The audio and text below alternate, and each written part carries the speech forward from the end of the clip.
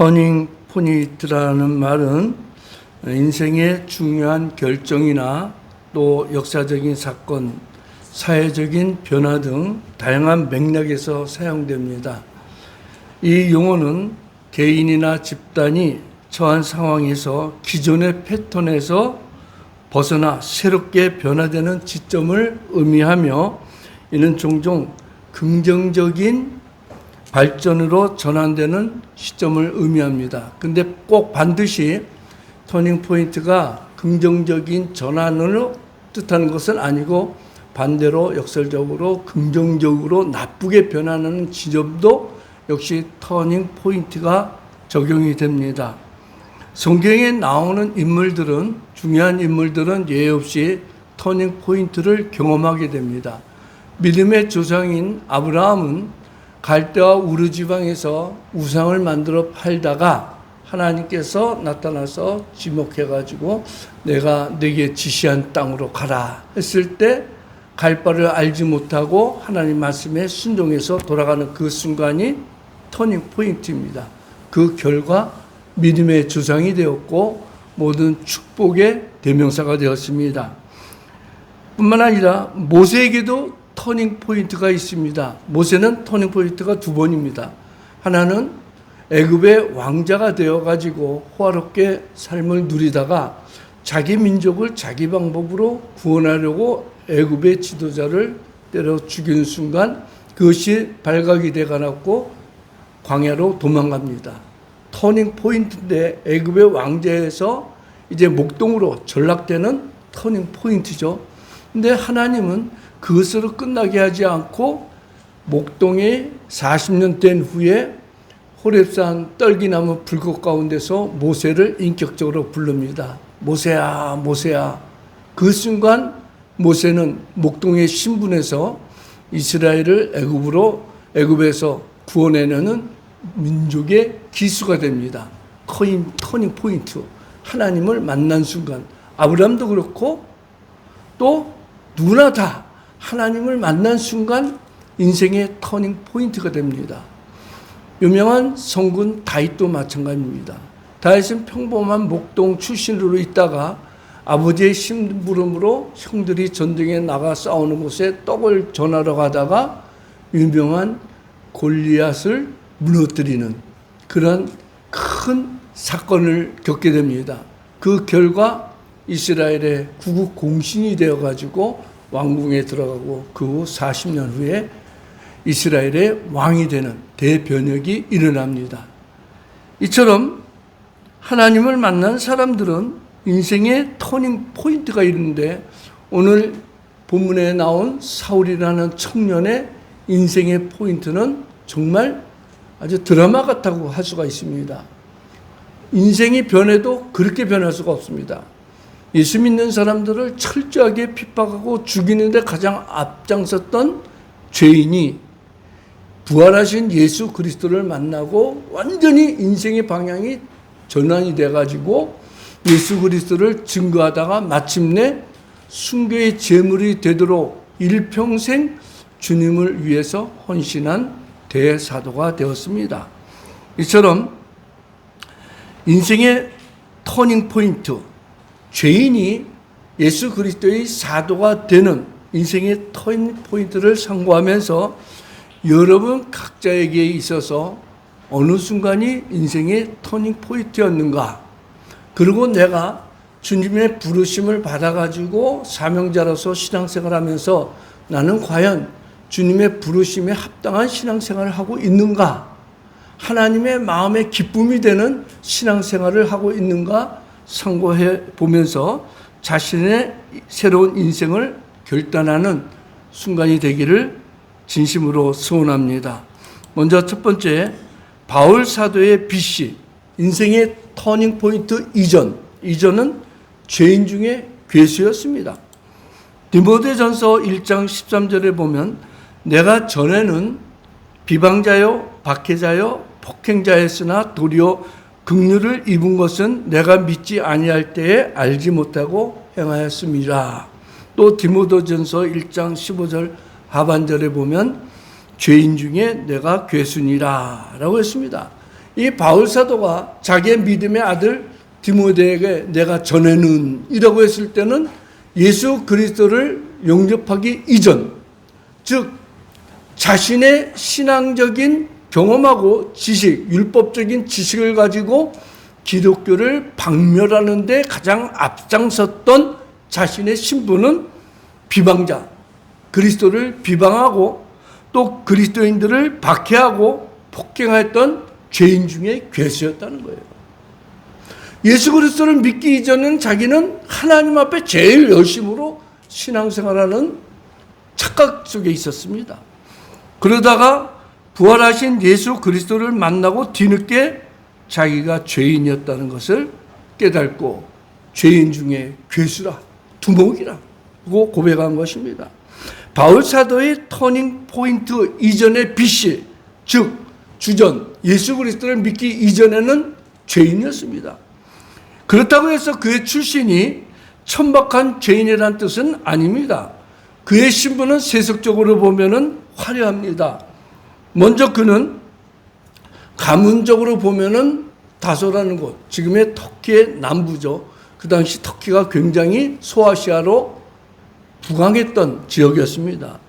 그리고 태어날 때부터 로마의 시민권을 가지고 있었고 그의 가문은 로마 사회에서도 꽤나 부유했던 가정입니다. 그리고 혈통적으로 보면 베냐민 지파로서 유다의 지파와 더불어서 혈통적으로나 정통적으로나 순수성으로 보면 가장 뛰어난 혈통을 가지고 있다고 볼 수가 있습니다. 이스라엘의 초대 왕 사울이 베냐민 지파입니다. 그러니까 내가 베냐민 지파라고 하는 것은 나는 정통성을 가지고 있는 혈육을 가지고 있다, 그런 뜻입니다. 또 종교적으로 보면 당대 제일의 랍비였던 가마리알의 문화생으로 율법 교육을 철저하게 받은 바리새인입니다. 그러니까 신학적으로 보면 또 율법적으로 성경적으로 보면은 자기는 철저하게 하나님의 말씀 계명을 지킨, 율법적으로 보면 흠이 없다고 할 정도로 철저한 신앙주의자였습니다.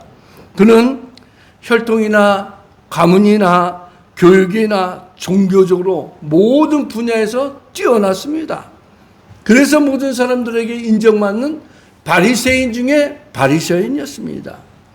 게다가 성격은 또 곱고 직선적이었고 민족적인 의식이 강했습니다. 이처럼 사울은 예수 그리스도를 믿기 이전에 사울이란 청년은 종교적으로는 철저한 바리새인 중에 바리새인이었고 혈통적으로는 정통 유대인이라는 자부심을 가졌습니다. 그렇다면 이런 사울이 왜 예수 믿는 사람들을 악랄하게 탄압하는 데 앞장섰느냐? 여기에는 대략 많은 이유가 있지만 세 가지 크게 축출하면은, 첫째, 그는 대단한 민족주의자였습니다. 그는 유대 민족에 애착을 가진 선민주의자의 선봉에 있었습니다. 이 사울의 입장에서 보면은 기독교는 유대 민족을, 즉 율법주의죠, 율법을 지켜야 구원받는다는 율법주의의 자에다가 또 하나님은 유대 민족만 선택했는데 이방인도 구원받는다는 이런 복음에 환장해버린 것입니다. 두 번째는 그는 철저한 율법주의자였습니다. 바리새파의 유대인으로서 율법에 익숙했고 율법을 통달했고 율법을 철저히 지켰습니다. 왜냐하면 율법을 지켜야 구원을 받는다는 이행tuk구의 선구자였기 때문입니다. 그의 눈으로 본다면 율법을 지켜야 구원받는다는 것이 아니라 십자가에 달려서 죽은 저주받은 예수가 다시 부활했다는 것을 믿기만 하면 구원받는다는 이 복음을 받아들이기가 너무나도 힘들었습니다. 그의 신학적인 사상에서 보면 기독교는 유대교의 이단이었습니다. 그래서 기독교를 핍박한 것입니다. 또 세 번째는 기독교를 박멸하는 것이 하나님을 잘 믿는 것이라는 종교적인 착각이었습니다. 여기에 이처럼 사울이 자기 자신의 민족적인 개념과 자기의 신앙의 정통성, 또 여기에 보면은 기독교를 핍박하고 없애는 것이 하나님을 잘 믿는 거라는 자기 자신의 그 열심 때문에 기독교를 핍박한 것입니다. 이처럼 신앙의 착각은 엄청난 결과를 가지고 옵니다.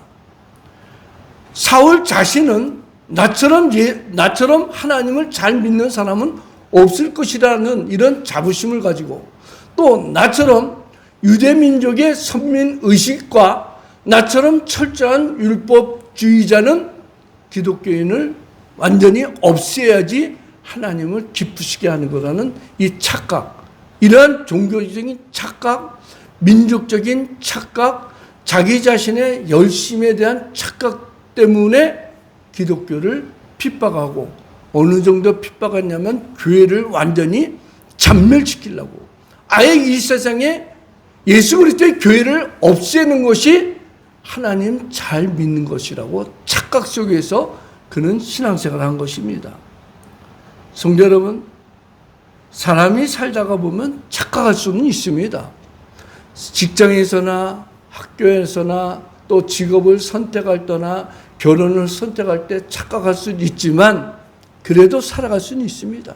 하지만 신앙의 착각은 영생과 영벌에 대한 중요한 착각이라서, 기독교에 대한 착각은, 자기 나름대로의 신앙에 대한 착각은 그의 인생의 종말이 영원한 형벌이라는 것입니다. 사울 청년의 이 빛이 인생의 터닝 포인트 이전은 철저한 죄인이었습니다. 죄인 중에 괴수였습니다. 그의 인생에 사도로 변하는 터닝 포인트라는 그러한 역사가 나타났습니다. 죄인이 의인이 되고 기독교를 박멸하는 죄인 중에 괴수가 오히려 복음을 전하고 교회를 없애려고 했던 죄인 중에 괴수가 이제는 교회를 세우는데 앞장서는 예수 그리스도의 사도가 되는 터닝 포인트가 있습니다. 어떤 것이냐? 첫 번째로 초자연적인 빛에 사로잡혔습니다. 오늘 읽은 본문 9장 3절에 사울이 길을 가다가 다메섹에 가까이 이르더니 호련히 하늘로부터 빛이 그를 둘러 비치는지라 라고 했습니다. 이 호련이라는 것은 갑자기라는 것입니다. 갑자기, 평상시 태양빛이 있는데 갑자기 그 태양빛보다도 월등하게 더 밝은 빛이 그를 둘러 비쳤습니다. 이 빛은 자연적으로 태양빛에서 오는 빛이 아니라 예수 그리스도께서 자기의 영광을 죄인에게, 자기를 핍박하는 죄인 중에 괴수에게 영광의 빛으로 둘러본 것입니다. 이 빛에 죄인의 죄를, 사울의 죄를 지적하는 음성에 그는 무너져 버렸습니다. 사도행전 9장 4절에서 5절에 보면 땅에 엎드러져 들음의 소리가 있어 이르되 사울아 사울아 네가 어찌하여 나를 박해하느냐 하시거늘 대답하되 주여 니시오니까 이르시되 나는 내가 박해하는 예수라. 큰 밝은 빛이 자기를 둘렀을 때 충격이었죠. 예수 그리스도의 영광의 빛 앞에 그의 정신을 완전히 목록했는데 그 가운데 부활하신 예수님께서 그를 인격적으로 불렀습니다. 인격적으로 만났습니다. 인격적으로 그의 죄를 지적했습니다. 사울아 사울아 네가 어찌하여 나를 박해하느냐. 참으로 충격적인 말이었습니다. 사울은 아직까지 예수 그리스도를 핍박한다는 생각조차 안 했습니다. 예수 그리스도를 믿는 사람을 죽이는 것이 하나님 잘 믿는 거라는 생각에 기독교를 박멸하려고 했는데, 다메섹에 가까이 가서 아예 다메섹에 있는 교회를 완전히 없애버리려고 사내들의 공문을 받아가지고 다메섹 가까이 갔는데 갑자기 큰 큰 영광의 빛이 자기를 둘르고 그 빛 가운데서 주님이 말씀으로 사울아 사울아 부른 후에 네가 어찌하여 나를 핍박하느냐, 이 음성에 사울의 인격은 무너져 버리고 말았습니다. 완전히 그는 자빠졌습니다. 지금까지 교회를 잔멸시키려고 그리스도인들을 핍박하던 사울이 깨어지기 시작했습니다. 지금까지 자신이 배웠던 율법주의, 율법을 지켜야 구원을 받는다는 그의 신앙이 무너지기 시작했습니다. 철저한 바리새인이었던 그의 자아와 교만이 깨어지고 무너지기 시작했습니다. 그리스도인들을 핍박하는 것이 곧 예수 그리스도께서 십자가에서 죽으시고 다시 부활하신 예수를 핍박하시는 것이라는 주님의 음성 앞에 죽었던 그의 영혼이 다시 살아나기 시작했습니다. 지금까지 배웠던 학문과 하나님에 대한 잘못된 지식과 여러 가지 잘못된 율법주의로 살아갔던 그의 모든 경험이 완전히 무너졌습니다. 그리고 십자가 중심으로 새롭게 거듭났습니다. 사울아 사울아 네가 어찌하여 나를 핍박하느냐, 이 주님의 음성 앞에 사울은 완전히 깨어지고 부서지고 녹아 없어지고 예수 그리스도를 핍박했다는 자신의 죄 앞에 그는 졸도해버리고 말았습니다. 그의 인격은 여지까지 잘못 살아온 그의 자아와 교만은 완전히 깨어지고 말았던 것입니다. 그 결과 어떻게 됩니까? 이제는 그리스도의 사도가 되는 인생의 터닝 포인트, 인생의 완전히 대변화, 전환점이 일어난 것입니다. 사도행전 9장 15절에서 16절에 주께서 이르시되 가라, 이 사람은 내 이름을 이방인과 임금들과 이스라엘 자손들에게 전하기 위하여 택한 나의 그릇이다. 그가 내 이름을 위하여 얼마나 고난을 받아야 할 것을 내가 그에게 보이리라. 그 밝은 빛에 눈이 멀어버렸습니다. 자기가 핍박했던 그리스도인이 기독교인을 핍박하는 것이 아니라 십자가에 죽었다가 다시 살아나신 예수 그리스도를 핍박하려는 것인 이 예수님의 말씀에 그는 완전히 무너져가지고 음식을 먹지도 못하고 기도하고 있었습니다. 그 순간 다른 한쪽에서 아나니아라는 그런 제자에게 예수님이 나타나서 너 다메섹에 가서 지금 치과라는 곳에 가면은 기도하고 있는 사울을 볼 것이다. 그에게 안수하여 눈을 다시 뜨게 하라 명령했습니다. 그러자 이 사람은 우리 기독교를 핍박하는데 제일 앞장 것은 죄입니다. 하자 예수님이 가라. 내가 이 사람을 이방인과 임금들과 이스라엘 자손들에게 전하기 위하여 택한 나의 그릇이다. 그리고 그가 얼마나 많은 고난을 받을 것인지 내가 지금 환상으로 보여주고 있노라 라고 완전히 새로운 피조물로 만든 것입니다. 성도 여러분, 예수 그리스도를 만나기 이전 사울은 죄인이었습니다. 그는 율법을 지켜야 구원받는다는 율법주의자로서 믿음으로 구원받는다는 그리스도인을 핍박하는 것이 하나님 잘 믿는 것이라고 착각 속에서 살았습니다. 그러다 다메섹 가까이 가서 부활하신 예수 그리스도를 만나고 그의 인생은 완전히 대변화, 대변혁을 일으킨 것입니다. 저는 이것을 가지고 아예 그냥 새로운 그레이트 터닝 포인트라고 불러봤습니다. 위대한 방향 전환, 더 그레이트 터닝 포인트. 인생에 또 역사적으로 한 개인이 대변화를 일으켜가지고 세계 복음화를 이루는 큰 일을 일으킨 것입니다. 성도 여러분, 이처럼 인생의 터닝 포인트를 경험한 죄인 사울은 이제 그리스도의 사울이 돼서 기독교의 복음을 전파하는 최대의 사명을 받은 자가 되었습니다. 조금 전까지만 해도 기독교인을 받겠던 그가 이제는 기독교인이 되고 예수 그리스도의 사도가 되어서 오히려 유다인과 이방인과 로마의 권력에 의해 핍박을 받아가면서 복음을 전하는 그리스도의 사도가 된 것입니다. 사울의 인생 터닝 포인트였으나 실상은 가장 축복을 받는 사명자의 길을 가며 기독교 2000년 역사 중에 가장 위대한 일을 한 인간이 된 것입니다. 인간 중에, 사람 중에 가장 뛰어난 기독교의 사상가가 되어서 신약 성경 거의 절반을, 27권 중에 절반을 바울 사도가 기록하게 된 것 아닙니까? 마지막 세 번째, 터닝 포인트 이후 순교의 제물로 죽기까지 충성을 다했습니다. 디모데후서 4장 6절에서 8절에 보면 전제와 같이 내가 벌써 부어지고 나의 떠날 시각이 가까웠도다.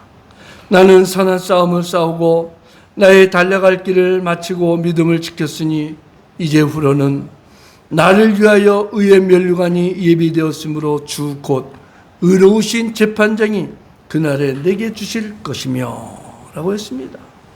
바울 사도는 다메섹에서 부활하신 예수 그리스도를 만나고 그날부터 지금 로마의 옥중에서 순교자가 되기 위해서 대기하고 있는 그 순간까지도 그는 믿음을 지키고 주님이 부르신 그 부르심의 상을 받기 위하여 달려갈 길을 마쳤습니다. 그러면서 이제부로는 나를 위하여 의의 면류관이 예비되었다 라면서 믿음의 아들 디모데에게 나는 이제 전제와 같이 벌써 부어지고, 전제라고 하는 것은 구약시대 모든 재물을 다 바치고 마지막으로 하나님께 부어지는 술, 그것을 전제라고 합니다. 즉 자기 자신은 이제 모든 사명을 다 완수하고 하나님 앞에 순교의 제물로 드려지는 그 잠깐의 기다리는 순간, 나는 지금 로마의 옥중에서 순교의 제물이 되기 위하여 기다리지만 이제 나의 이후에는 천국에서 예수님이 준비하신 의의 면류관을 받기 위해서 로마의 감옥에서 대기하고 있다. 그런 유언의 서신을 전한 것입니다.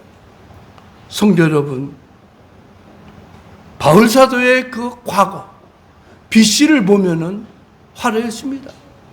가문적으로 보나 학벌적으로 보나 혈통적으로 보나 신학의 지적인 지식을 보나 그의 열심을 보나 그는 어느 누구에도 뒤떨어지지 않았습니다. 그러한 그가 다메섹에서 부활하신 예수 그리스도를 맞이하고 그의 인생의 완전히 터닝 포인트를 맞이한 후 그는 순교의 제물이 되기까지 충성을 다했습니다. 성도 여러분, 궁금하지 않습니까? 그토록 가문 좋은 곳에서 태어나서 좋은 대학에서 공부를 하고 율법으로 철저하게 교육을 받고 바리새인 중에 바리새인으로서 그는 하나님 앞에 열심이었던 자가 어찌하여 예수 그리스도의 제자가 되고 사도가 되고 지금 차디찬 로마의 옥중에서 순교의 제물이 되기 위해서 기다리면서도 그는 자기 자신의 일생을 조금도 후회하지 않고 믿음의 아들 디모데에게 이토록 자랑스럽게 순교의 제물이 된다고 말합니까? 궁금하지 않습니까? 우리의 이성으로는, 우리의 세상적인 지식을 가지고는 이 세상에서 잘 먹고 잘 살고 예수 그리스도를 믿으면 됐지, 꼭 죽기까지 순교의 제물이 되기까지 신앙생활 합니까? 저는 사도에게 정말 질문을 해보고 싶습니다. 당신은 과거 좋은 가문에서 태어나서 학벌도 좋고 로마 시민권도 있고 세상 부러울 것이 없는데 예수 그리스도의 십자가가 뭐가 좋다고 죽기까지 충성합니까? 결혼도 하지 않고 평생 독신으로 살면서 또 남들처럼 장막을 만든 천막을 만드는 천한 직업을 하면서까지도 자비량으로서 자기의 목을 죽이고 자기의 먹을 양식을 스스로 벌면서 복음을 전하고 죽기까지 충성할 필요가 있습니까? 다른 사도들은 결혼하고 자식 낳고 성교비를 받아가면서 복음을 전하고 그런데 유독 당신만큼은 그렇게 유별나게 복음을 전하면서 순교의 제물이 될 필요가 있습니까? 당신은 정말 바보 같은 선택한 거 아닙니까? 이 세상 사는 것이 얼마나 좋은데 좋은 집에서 에어컨 틀어놓고 살고 좋은 자가용 타고 살아가면서 남들에게 떳떳하게 돈 뿌리고 살면 좋은데 모든 거 다 포기하고 로마 옥중에서 순교당하는 당신? 멍청이 아닙니까? 저는 물어봤습니다. 이 설교 준비하면서 바울사도에게 물어봤습니다. 정말 그토록 죽기까지 신앙생활할 필요 있습니까? 예수 믿으면 구원받으면 돼. 구원받고 천국 가면 됐지. 순교의 제물이 되기까지 예수 그리스도를 전하는 것이 올바릅니까? 바울사도가 저에게 대답했습니다. 갈라디아 2장 20절 내가 그리스도와 함께 십자가에 못 박혔나니 그런 주 이제는 내가 산 것 아니요 오직 내 안에 그리스도께서 사시는 것이라. 이제 내가 육체 가운데 사는 것은 나를 사랑하사 나를 위하여 자기 자신을 버리신 하나님의 아들을 믿는 믿음 안에서 사는 것이라. 바울 사도가 이 말씀하는데 저도 깨어졌습니다. 저도 솔직히 목사로서 좀 큰 교회 목회도 하고 싶고 큰 교회 목사님처럼 대형 승용차 타고 싶고 호화스러운 호텔에서 좋은 음식도 먹고 싶습니다. 그래서 바울 사도에게 질문했더니 내가 사는 것은 나를 사랑하사 자기 몸을 버리신 하나님의 아들을 믿는 믿음 안에서 사는 것이라는 거예요. 성도 여러분, 어쩌면 우리가 생각하는 바울 사도는 참으로 어리석은 사람 같아요. 그래서 또 질문을 해봤습니다. 그렇다고 해서 꼭 반드시 순교의 제물이 되기까지 신앙을 지켜야 됩니까? 꼭 순교의 제물이 돼야지만 천국에서 상급을 받습니까? 예수도 믿고 세상에서 대충 살면서 세상 부귀영화 누리다가 천국 가 많은 사람들도 있는데 그들처럼 같이 이 세상에서 하나님이 주신 물질의 축복 누리면서 살다가 천국 가면 좋지 않습니까? 바울 사도가 저에게 대답합니다. 우리가 살아도 주를 위해서 살고 죽어도 주를 위해서 죽나니 그러므로 사나 죽으나 우리가 주의 것이로다. 바울 사도는 사나 죽으나 자기 목숨이 내 것이 아니라 예수님의 것이기 때문에 순교의 제물이 돼도 감사했다는 거예요. 그래서 제가 또 질문하죠. 사도 당시에는 기독교가 핍박받는 시대였기 때문에 많은 사람들이 순교의 제물이 됐는데 지금 우리 시대는 평안하게 배불리 먹고 잘 살도록 하나님께서 축복해 주신 거 누리면 되지 않습니까?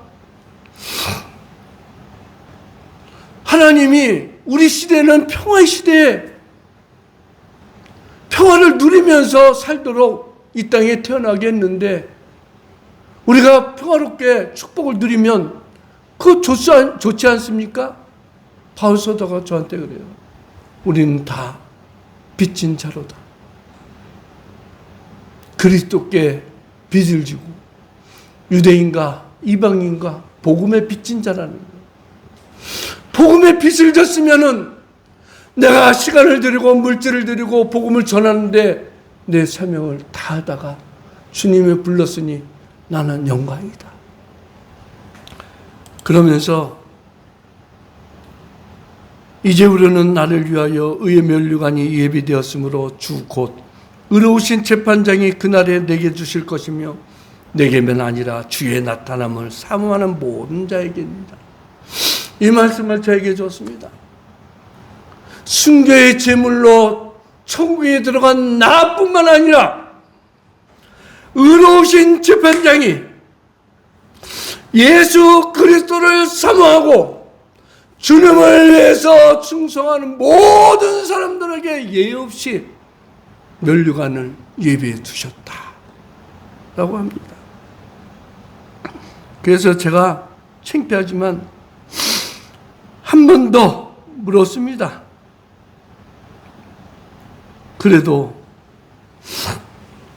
그래도 우리가 꼭 사도처럼 순교자의 신앙을 가지고 살아갈 필요는 없지 않습니까?